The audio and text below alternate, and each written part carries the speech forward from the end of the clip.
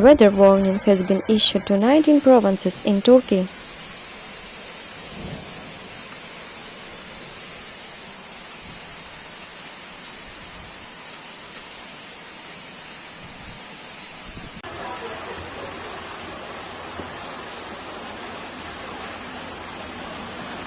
Showers and thunderstorms with hail are expected in Thrace, the Mediterranean, Central Anatolia, inland parts of the Western Black Sea, Central and Eastern Black Sea, Eastern and Southeastern Anatolia.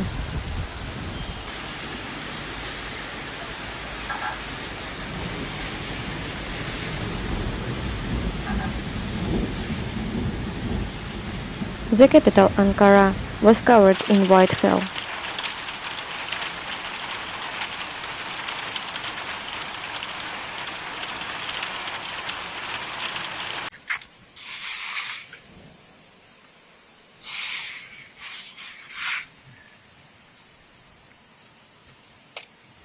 In Antalya and other provinces, yellow warning code.